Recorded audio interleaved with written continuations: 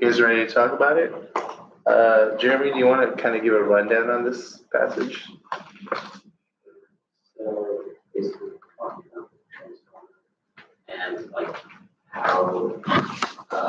how integral the transformer is in everyday life, making electricity like a reliable form of energy to use across long distances. Okay, yeah. And then what would be, I mean, other than, it almost comes off like a historical passage about science rather than just a scientific discovery. But what's the so what factor? I know that a lot of times in English class, teachers will say, what's the so what, about your essay? Why are you proving this point? What do you think the so what factor is in this essay about the transformer? Maybe it's trying to say like how is imperative the right word? Like imperative of transformer is really like how much like it's changed everything. I don't know. That's what I think of. It's essential. Imperative means something is a must do or must. Yeah. That was close. Yeah. Dominic, any points? Yeah, like how necessary it is for everyday electrical use. And also it's like how far it's come over time. Okay, yeah, and how far it's come. I think most of this is just introduction, more of a history rundown of the transformer and something that maybe we take for granted today since we don't look into how we get our electricity today. But this is what he's presenting here. Okay. Emma, do you want to read question 3 for us? Sure. Which of the following statements is best supported by facts? Whenever I read stuff, when I read passages, I don't actually pronounce people's names. I'll sign a letter to them. Like I'd say F. That's totally fine. F was the first to show how an electric current can produce a magnetic field. O was the first to utilize. Wait, do you have any reactions? Because there's no reason to just go to the next one, right? No, that's not the first one. It was O who said something about generating electrical current from magnetic fields. Okay. Back at 56. Okay. That's around line. Oh, sorry, 52 or 53 is what I'm talking about. Yeah, it's around, actually I was going to say it was around line 45-ish, which talks about Hans Ørsted, and he talks about conducting material creates magnetic fields. So continue. Okay, so A is out. O was the first to utilize transformers in a practical application by using them as power electrical lights. No, he first discovered the sort of magnetic to electrical connection. Yeah. O coined the term electromagnetic induction.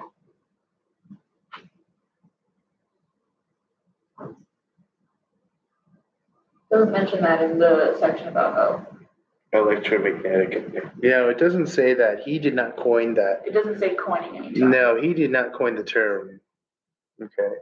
F showed that when a magnetic field is changing, it can produce an electrical current in a conducting material. Yeah, that's 54 through 56.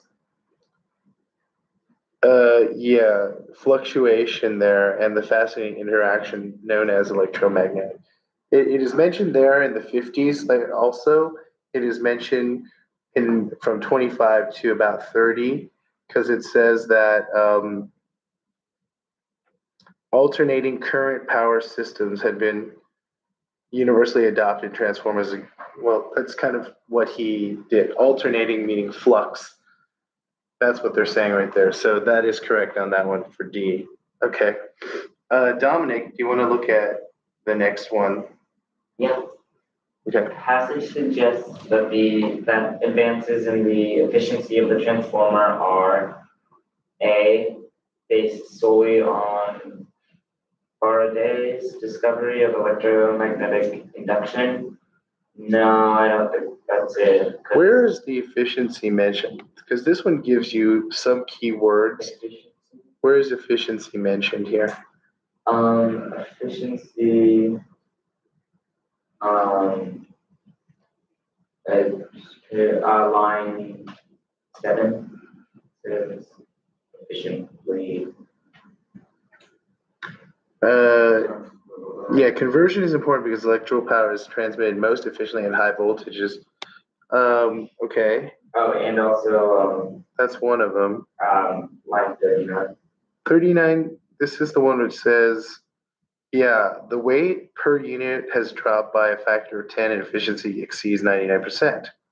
So I think that was actually much more, what the second one that you brought up is what they're referring to here. What do the advances in efficiency do? Go ahead to the next one now. Okay, so B, attributable to a combination of engineering and theoretical study. Possibly. Possibly. Yeah, oh yeah, it says that the next one. It's pretty strong, actually. I was Yeah. going to say, if you look at line 41, right? The marriage of theoretical inquiry and engineering, first, et cetera, transformer action. So that's pretty strong. Yeah. And the last one here? C most likely, Yeah. C most likely at a peak that cannot be surpassed, to mention any peak.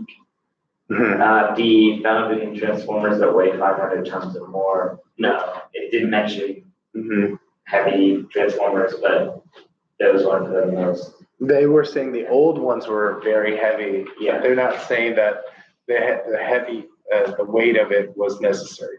The best supported was B on that one. Okay.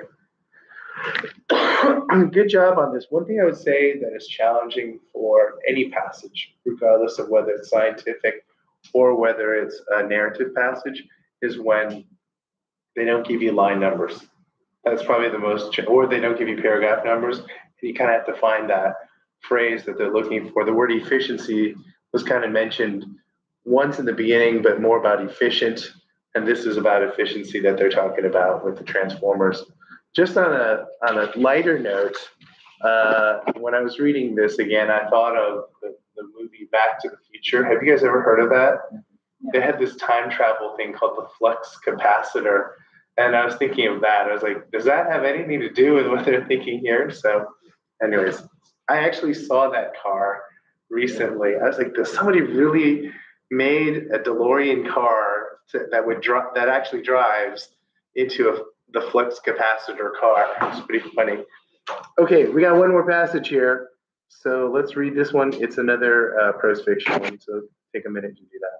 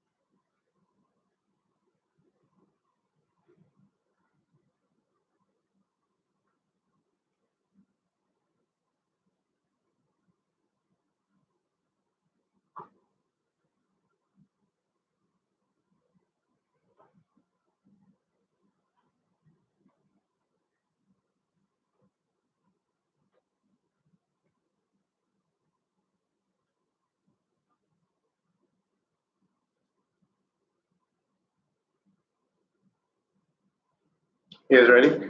So, how many of you guys have read this story before from this book, Emma from Jane Austen? Anybody? Okay. I usually avoid books with my own name. It confuses you. Okay. But I was going to say, I've looked at some of the official practice tests of the SAT produced by the SAT. They used this passage in one of their practice tests, and I was like, wow, I wonder if their questions are similar. They're slightly, but not completely the same. Why don't we go through these questions? Emma, you want to start with number one? As described in the passage, Emma's relationship with Miss Taylor can be characterized as similar to a mother-daughter relationship. She mentions sibling a lot more.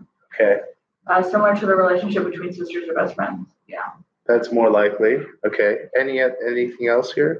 Weaker than Emma's relationship with her sister. She never mentions a sister, just her mother passing away. Okay, Stronger than Miss Taylor's relationship with her new husband. No, it mentions that her relationship has been weakened because of that, because she's gone. So I go with. well, we don't know because we don't Yeah. know what Miss Taylor's relationship with her husband is like. It's never Yeah. mentioned, so it's not that it's even compared.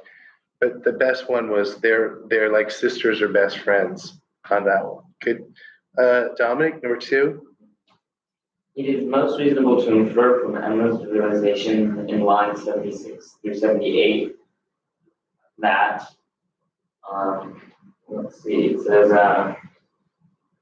but Emma was aware that great must be the difference between a Mrs. Weston only half a mile from them and Miss Taylor in her house. In her house. Okay.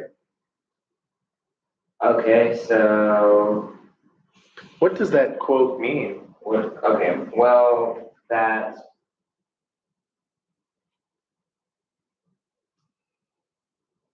she'd rather have the unmarried Miss Taylor living at her house than the married version of her half a mile away. Right. And in this time period, that distance was considered like a long distance, right? They didn't have cars back then. They were walking. So what's the best answer here? Okay, so A is Miss Taylor will no longer be a part of Emma's life. No, not really. I mean, kind of, if it is far away, but not really. B, Emma is happy about the marriage because now she will have more freedom. No. C, Emma regrets that her relationship with Miss Taylor will change. Yeah. D, Emma believes that her relationship with Miss Taylor will become stronger. No, I'd say it's C. Yeah, I would go with C more than A. A is the second best answer because yes, a mile or half mile, whatever it is not that close, but it won't be like she'll never see her. But in a way, this character, Emma, is not our Emma here, but this character feels like, oh, my relationship with Miss Taylor is being affected. So C is the best one. Okay. Jeremy, number three. Based on the passage, I would like to best be described as, I would say, like,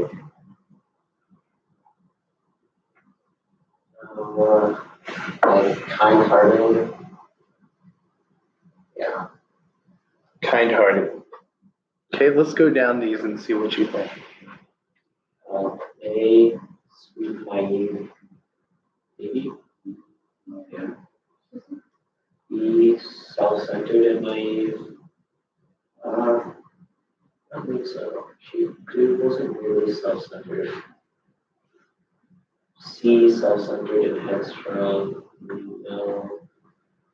D, unappreciative and bitter. No, she wasn't really either. Probably A. Sweet and naive. Let's open this up. I wouldn't vote for that. I think she's really headstrong. Okay. And Dominic is nodding too. So what are the reasons that you guys think this? Well, I think she's self-centered because her sister just got married and she's thinking about how, oh, I know that the marriage is good and all, but I'm gonna be really sad and intellectual solitude. Yes. Yeah, she's sad for herself. She's disappointed for herself. my friend is gone, my playmate is gone, I'm disappointed. So the best answer is self-centered and naive. Naive meaning that this character, Emma, is kind of thinking of just from a playmate perspective rather than, oh, this woman, Miss Taylor, has made a choice in her life, and that's why she's moving to the home of her husband. She's completely, well, she's aware of it, but she's naive in accepting it. She's unable to accept it. That's what's going on there. So best answer would be B. These are tough questions here. I would say whenever they give you these choose the best adjective type of questions here, you really have to you play this game of, can I say yes to both of the words? And when you can say no to either one of them, it's an easier way to say no to the answer choice itself. That's the best thing. I was actually not thinking, I didn't think she was sweet in this one.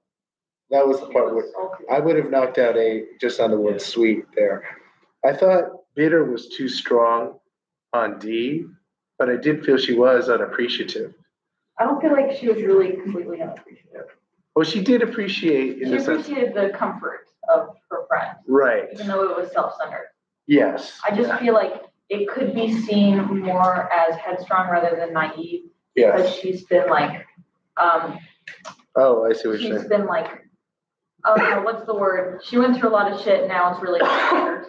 Well, the headstrong would work if she made a statement and did something, but it doesn't show an action or Oh, makes words sense. that the character makes towards Miss Taylor.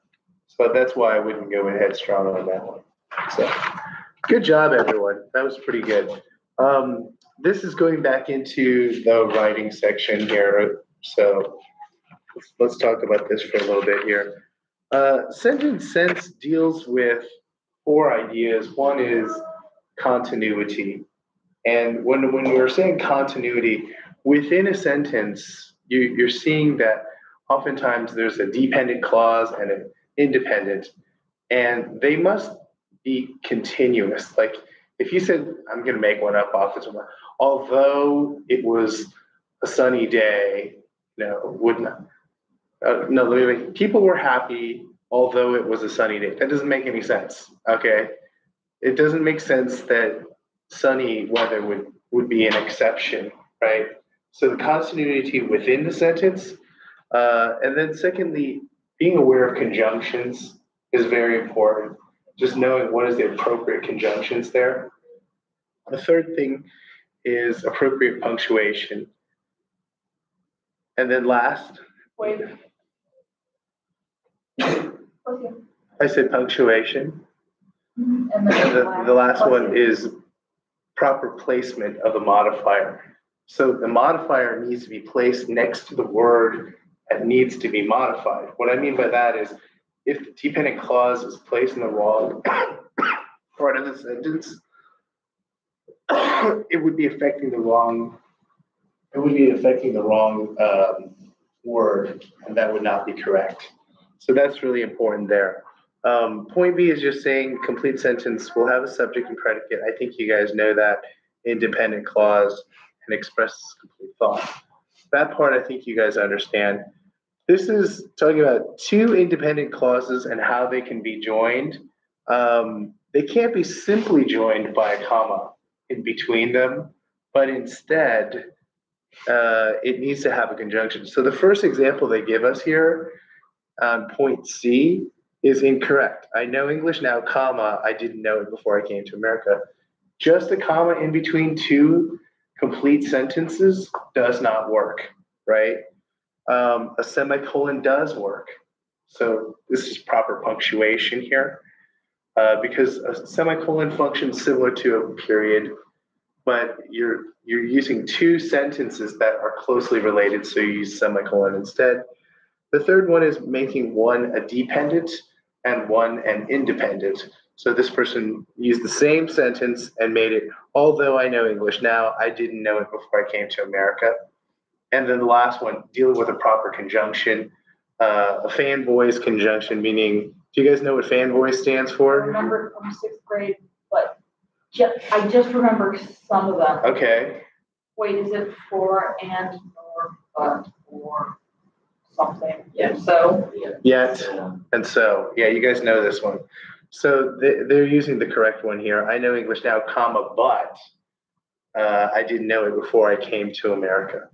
So those were the concepts that we were talking about above, making sure that the sentence has continuity to it, making sure the punctuation works, making sure that the independent clause and the dependent clause work together, and making sure we have the right punctuation and the right conjunction, right? So ambiguity oftentimes is the result of when a modifier is misplaced because it confuses the reader and it makes something ambiguous. When it starts with a descriptive phrase, the very first noun or pronoun is what it is describing. So let's do this. Why don't you guys do this page 255? We'll go over it together. Okay, do that for a minute.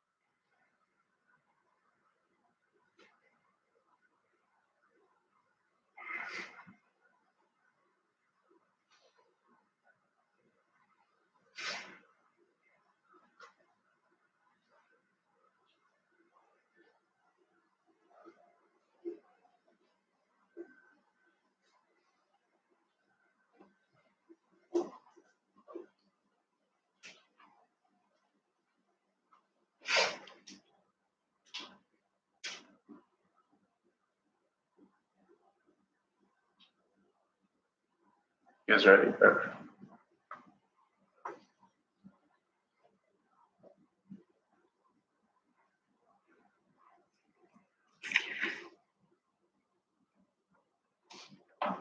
All right, Jeremy, you want to start us off here and tell us what did you do with number one here? So, you. Okay. After the word shop, that's correct. And tell us why. Um, because in the area is like, it already says friends in the neighborhood. Mm-hmm. So saying that they have complained in the area is redundant because we're already saying that they're in the neighborhood. Right. And putting it after shop actually makes sense because you're talking about a coffee shop in the neighborhood. It's why they're upset is they want a coffee shop nearby. Okay. I was gonna say it's the modifier, or whatever, similar to like that sort of idea, just like putting it next to what it applies to. Yeah, I mean, yeah, modify shop for sure. Emma, what about number two? What did you say for that one? I said A. Yeah, and it's not acceptable because it doesn't make any sense with no punctuation. Yeah, And you like have a natural pause when you say it out loud. right. You do. And there's no punctuation there, so that doesn't work. What about the next one, Dominic? I put D. Okay, D's correct. Tell us why D. It just made like the other ones were confusing in the order of the sentence, and also because it said not a coffee drinker, and the person who's saying that is I. So That's the most important reason, right? What you just said right there. This person, the neighbors are all wanting a coffee shop, but this narrator is not even a coffee drinker. So the next word after the comma has to be I, and that makes it correct D. All right, Jeremy, you want to help us with number 4, the last one of those? So for A, and so 6 months after opening, I understand double plus. Why would it be necessary to, oh wait, is that A? It's 6 months after opening. Well, okay, the thing about A, it sounds good, but it's the second best answer here. I thought it was C Yes. because of past tense. The reason why is the format with A sounds like I opened 6 months ago, but C is saying the shop opened. This person is reflecting after 6 months. It's kind of confusing because we just talked about how modifiers need to be placed properly, and technically it's not a proper modifier because the next noun after that is I understand, right? So it's not like the narrator didn't open, and so that's kind of a misplaced modifier in some ways. You guys can see that. Okay, good. Let's keep on moving. We'll talk about sentence sense. We'll do some more of these. I love to bring this point up here on the next page. It says the ing verb form cannot be the predicate verb in an independent clause.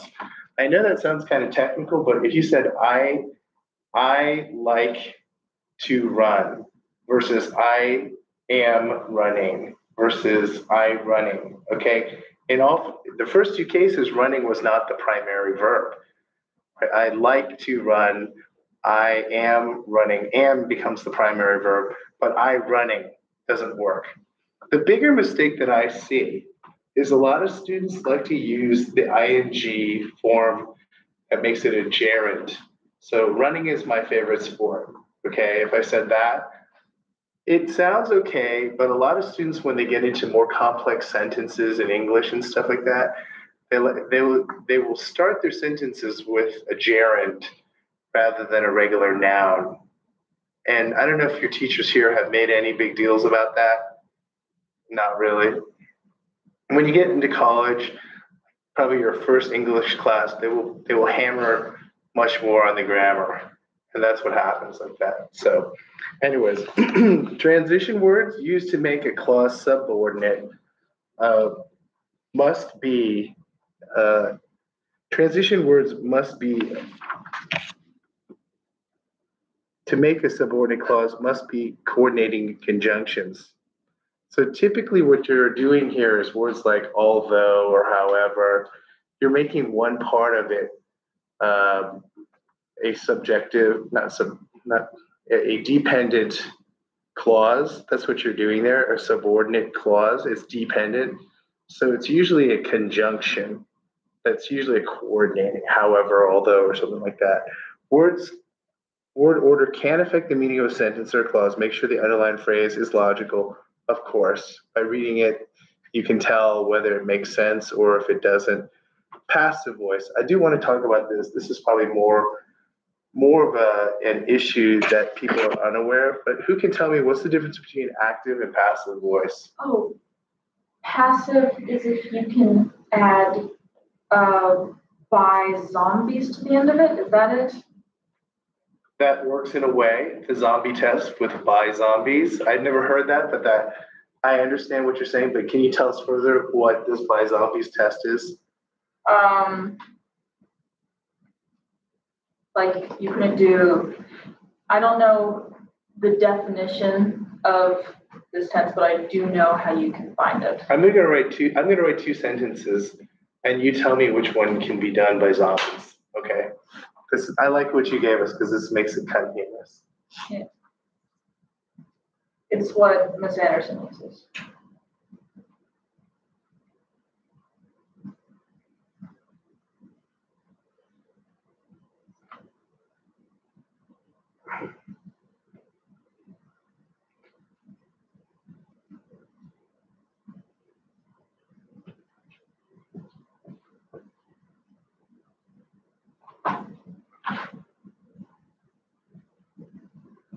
Okay, which one could have zombies in it?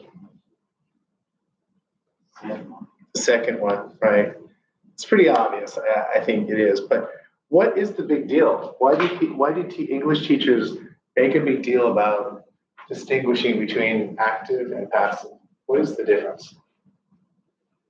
I just know how to find it. Do you think, Dominic? Well, the second sentence in the passive voice makes it sound like the award is the main like person, The subject. the subject. When it's Right. you. Right.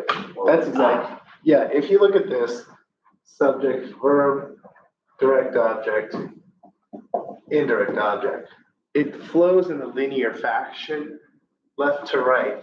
No problem with that. But if you look at this subject, verb, does this subject actually do the giving? It doesn't do the giving, so it doesn't fit. In this case, to you becomes, is it the direct or indirect? I don't know. And is this direct or indirect, right? It's confusing because this me should have been the subject. It shouldn't be at the end of the sentence. In this case, it's no longer zombies. It could have been zombies. I understand what you're saying. But it's not the best use of the word me. Okay, I'm gonna bring up something else. There's some song on the radio called "Him and Me." Have you heard that one? Some girl singing. You guys have heard this thing? No, haven't you mentioned before that? It's grammatically wrong because of this reason. Okay, it's using him, which is of objective, and no, it's him and I. That's the song, Yeah. and I is subjective, and him is objective. Of course, those people who are singing are never going to care what I say, but it's grammatically wrong. That when we look at it, I is the subjective case of it, and this is more appropriate. I've never heard the by zombie test, but that works. If it can be given by zombies or done by zombies, it's passive. That's what I would say. Okay. It works. Let's keep going here. Why don't we do this one right here, and then we will continue 5 through 8, and then continue.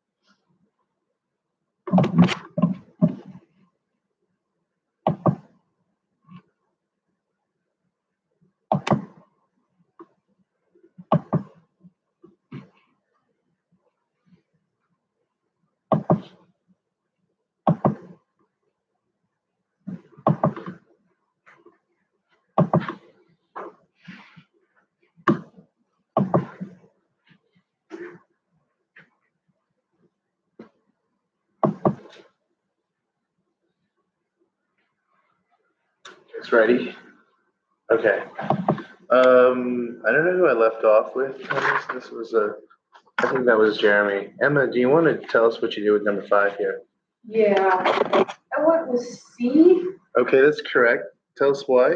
I said it out loud in my head, and whichever one made the most sense, I would. Okay. Yeah, Ingrid and Gus, the owners of Espresso 89, It should be run rather than running. This is like running needs, it can't be the primary verb, right? It needs are running or something like that. But in this case, they don't have any example with a different, a primary verb rather than running, right? So that doesn't work. Okay, let's go to number 6. What do you think about this one, Dominic? I did A, no change. Yes, that's right. Because I, in B, C, and D, all of the,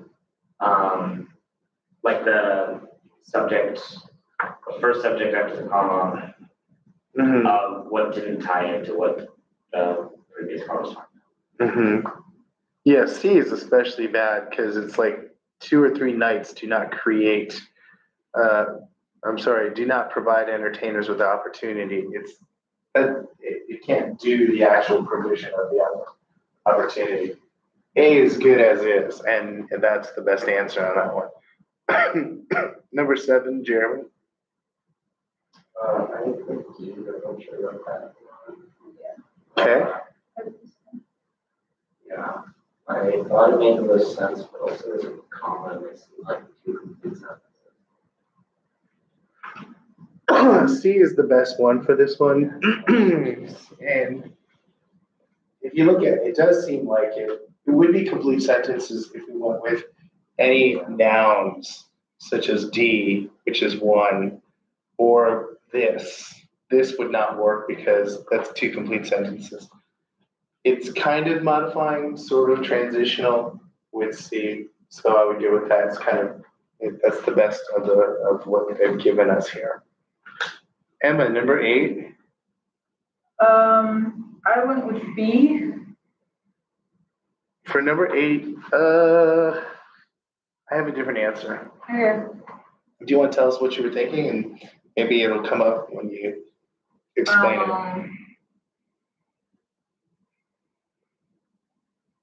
Because they're holding events at the shop. Yeah, but the way that it's said, the way that it's written, every so often, local politicians at the shop hold events. That's like the local politicians are part of the shop. That doesn't make sense where it's at, right? So hold events, sharing information at the shop. That's what you said, C, right? I said B. Oh, B. Hold events. Yeah. Oh, what happened here? Hold events. Oh, I thought, for some reason, I thought you said something else. Okay. Yeah. Local politicians hold events at the shop. So yeah, it should be after events. Okay, good. Yeah, that's correct. Sharing information, et cetera, et cetera. Okay, good. Okay, good. What we'll do is this. I think you guys did pretty well on this. I want to touch on math and complete the math and come back to this because we've done a lot of the writing section, and the math has some good solid geometry in it, and I want to get through all of that. We're starting the second hour. I'm not going to do a break today because I came in a little bit late, and just go straight into this. Is that okay with you guys? Okay. So I'm on page 262, 263.